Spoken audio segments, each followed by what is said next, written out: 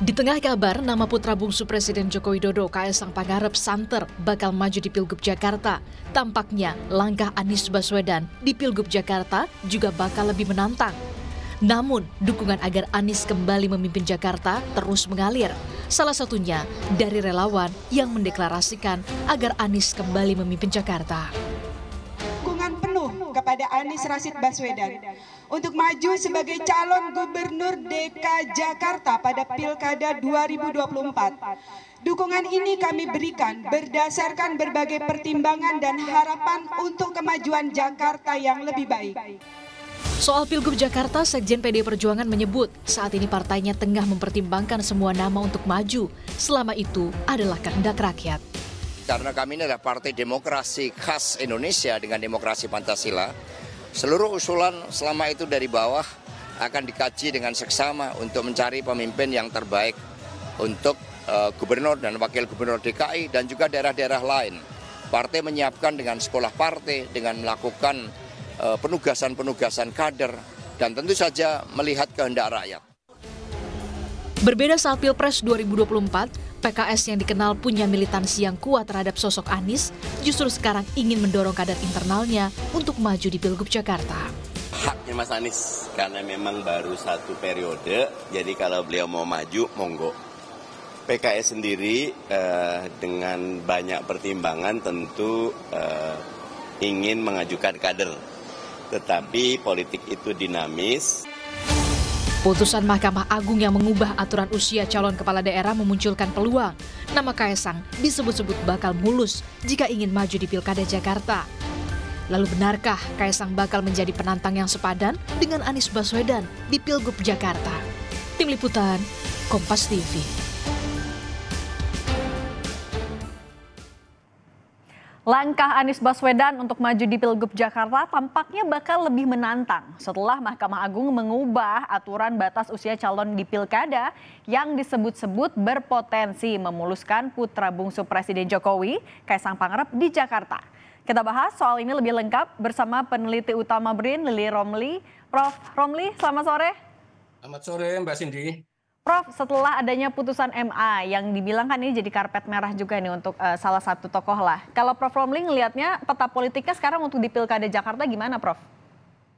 Ya, saya kira memang kalau jadi Kaesang maju di Pilkada Jakarta, ini memang kompetisi akan lebih ketat, dinamis, menjadi pusat perhatian bukan hanya Indonesia, bahkan mungkin internasional gitu. Karena ini pertarungan ulang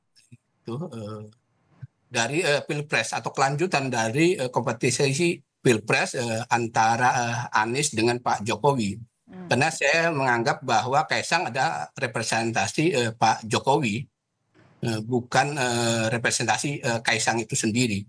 Karena pasti akan membawa nama jabatan sebagai presiden dan orang-orang yang mendukung juga kena pertimbangan itu. Oke, artinya bisa dibilang ini akan jadi perang terbuka lanjutan ya antara... Betul. Oke. Akan perang terbuka antara Anies dengan Kaesang kalau jadi. Tapi kalau dengan adanya putusan MA ini akan ada dampak signifikankah untuk Anies kalau memang Anies mantap nih maju di Pilkada Jakarta? Ya saya kira karena sudah berkeputusan saya lihat ya, apalagi ada deklarasi dari relawan, nampaknya konsekuensi yang diambil oleh Anies bahwa kemudian akan menghadapi Kaesang mau tidak mau gitu. Tentu memang akan berat ya menghadapinya karena bukan Kaesang itu sendiri, tetapi di belakang Kaesang itu sendiri. Kita ketahui bahwa PJ Gubernur sekarang ini kan orangnya Pak Jokowi. Tentu memberikan dukungan juga kepada Kaesang secara tidak langsung gitu.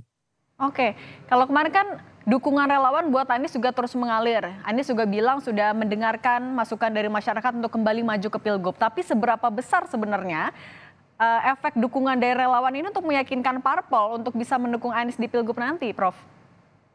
Ya kalau kita melihat bahwa partai-partai ini, maksudnya partai-partai yang tergabung dalam koalisi perubahan ya, menginginkan memimpin DKI, mau tidak mau memang calon yang kuat adalah Anies. tidak ada yang lain gitu. Mohon maaf ya dari baik Pak Mardhani maupun Pak Sahroni gitu. Apalagi juga dari PKB kan dulu ada isu muncul Ibu Ida Fauziah. Nah, kandidat-kandidat tersebut saya kira mungkin popularitas dan elektabilitasnya kecil gitu. Dan Anies pasti yang tertinggi dari kandidat-kandidat yang ada. Nah, jika ingin memenangkan Pilkada Jakarta, maka mau tidak mau adalah Anies. Dan Anies sendiri memang berkepentingan kan Mbak terkait dengan Pilpres 2029 supaya tetap ada dalam radar politik nasional. Karena kita seperti ketahui untuk publik di Indonesia ini ketika orang itu tidak masuk di dalam kegiatan politik praktis maka dia akan tenggelam namanya. Nampaknya Anies ingin mempertahankan nama itu dengan memasuki kompetisi pilkada di Jakarta ini. Oke, apakah nama Anies yang elektabilitasnya paling tinggi di Jakarta ini juga jadi alasan kenapa PDIP yang kalau kita lihat dulu berseberangan sekarang tiba-tiba memunculkan nama Anies di Pilgub? Betul, saya kira karena memang selama ini kan kader yang untuk ditempatkan di Jakarta itu tidak kuat gitu ya, bahkan nggak disebutkan Menteri Sosial Ibu Risma itu kan memang dimunculkan di DKI Jakarta, tapi nampaknya respon publik di Jakarta kurang itu. Saya membaca survei itu kan hasilnya sekitar 1,5 atau 2 lah elektabilitasnya itu. Dengan demikian memang nama Ibu Risma tidak menjual. Nah, mau tidak mau karena sudah berhadapan kan sudah dideklarasi bahwa Pak Jokowi itu sebagai kader yang membelot, yang tidak loyal, tidak mungkin PDIP akan mendukung kandidat yang didukung oleh koalisi Indonesia Maju gitu atau partai dari koalisi Indonesia Maju di sana. Mau tidak mau maka akan bergabung dengan koalisi perubahan. Artinya partainya mana lagi? Kan kita tahu di Jakarta nggak ada parpol yang bisa mendukung sendiri. Kira-kira kalau misalnya PDIP memang mau mendukung Anies, biar kuat nih melawan Pak Jokowi di Jakarta, harus bergabung dengan siapa? Ya, koalisi perubahan sendiri itu kan katakanlah ya, PKS kan udah dipikirkan 18 kursi. Okay. Kalau didukung oleh PDIP udah 15 kursi, PDIP 15 kursi, sekitar jadi 33 itu kan, apalagi kemudian PKB dan Nasdem bergabung, itu ya hampir 50%, sementara dukungan itu kan minimal 21 atau 22 kursi kan, dari 20% kursi di DPR, 106 itu di DKI. Jadi memang tidak ada partai politik yang tunggal bisa mengusung, pasti berkoalisi, partai manapun gitu di sana. Nah, kalau koalisi perubahan itu solid mengusung Anies dan bergabungnya PDIP, ini menjadi kekuatan yang luar biasa. Karena kita ketahui kan dua partai utamanya PKS dan PDIP kan kadernya militan sekali. Dia akan bergerak di akar rumput. Mesin politik akan berjalan. Tapi seberapa besar sih kansnya sendiri PDIP akhirnya mengusung Anies Baswedan di Pilgub Jakarta, tidak kadernya sendiri? Ya, saya kira karena tadi ya Mbak, saya lihat memang kader-kader yang di PDIP untuk di Jakarta ini setelah Ahok dan Pak Jarod tidak maju, maka tidak ada lagi kadernya yang memiliki elektabilitas. Itu satu sisi. Sisi lain gitu kan kecil kemungkinan PDIP bergabung dengan koalisi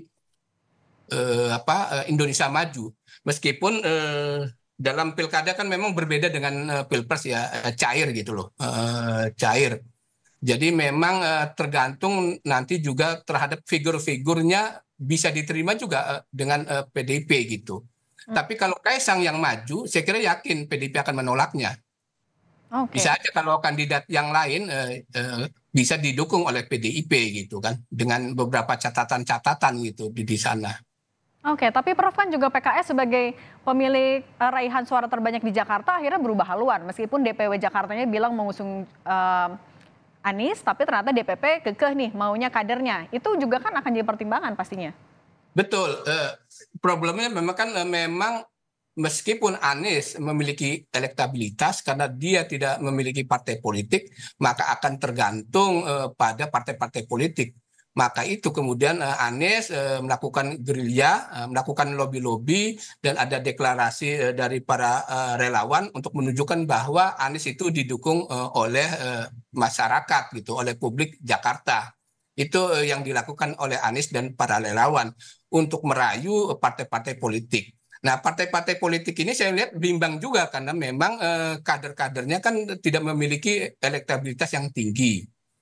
Contohnya dari PKS, Pak Mardhani. Pak Mardhani meskipun dari Dapil Jakarta, tetapi juga kan elektabilitasnya rendah gitu. Seperti terus Nasdem kan mengusung Sahroni, juga elektabilitasnya rendah. Oke, Prof. Tapi kalau melihat Anies Baswedan kan kemarin maju di Pilpres, sekarang balik ke Pilgub. Apakah ini tidak dilihat sebagai dari tingkat nasional kembali ke tingkat daerah? Sudah dijawab sendiri sebenarnya oleh Anies bahwa puncak tertinggi kan memang Pilpres katanya kan nggak ada lagi.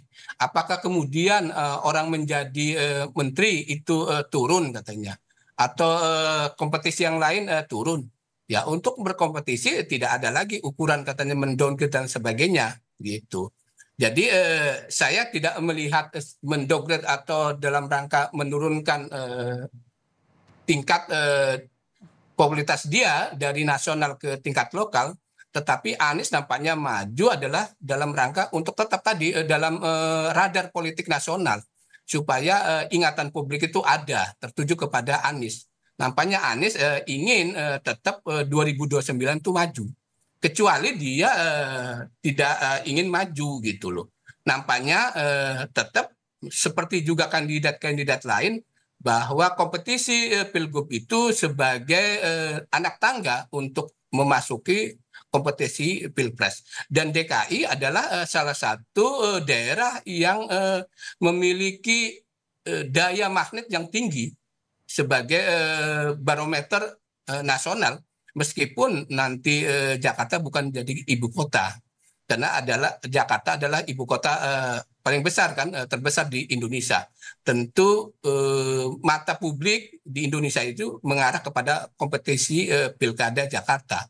Dengan berkompetisi di Pilkada Jakarta ini kan ingatan publik selalu ada pada diri Anies. Nah, Anies ingin merawat itu nampaknya, Mbak Cindy. Oke, Prof, tapi kira-kira kalau dari hitung-hitungan koalisinya nih, nanti saat Pilgub Jakarta akan ada berapa poros nih? Misalnya kalau Anies maju, kemudian ada Kaisang, apakah mungkin misalnya Golkar memajukan atau mengusung Ridwan Kamil? Berapa kira-kira porosnya? Ya, saya berharap memang Pilkada Jakarta ini jangan sampai head to head, harus banyak calon-calon yang ada, termasuk juga dari calon perorangan ya, supaya publik Jakarta ini memiliki pilihan-pilihan alternatif dari berbagai macam kandidat yang ada ini. Toh DKI Jakarta sebagai daerah khusus ini tetap juga akan memperlakukan ambang batas 50% untuk menang. Jadi ada kemungkinan dua putaran jika pesertanya itu lebih dari dua. Nah, terkait tadi dengan Golkar, saya kira berharap ya Golkar mencalonkan gitu, mencalonkan kader-kadernya. Partai-partai lain juga bisa lebih dari 3 sebenarnya, Mbak, dan muncul juga calon perorangan. Tapi nampaknya kalau jadi Kaisang maju, maka koalisi Indonesia Maju itu akan bergabung dalam satu poros. Melakukan poros koalisi perubahan, tinggal PDIP kemana gitu kan. Nah, saya membacanya kalau Kaisang maju maka PDIP akan berpihak kepada poros koalisi perubahan. Oke, pendaftaran masih lama ya, Agustus. Kita lihat nanti apakah gerilya Anies dan juga relawannya berhasil untuk merebut tiket. Terima kasih peneliti utama BRIN, Prof. Lili Romli. Sehat selalu ya, Prof. Sama alhamdulillah.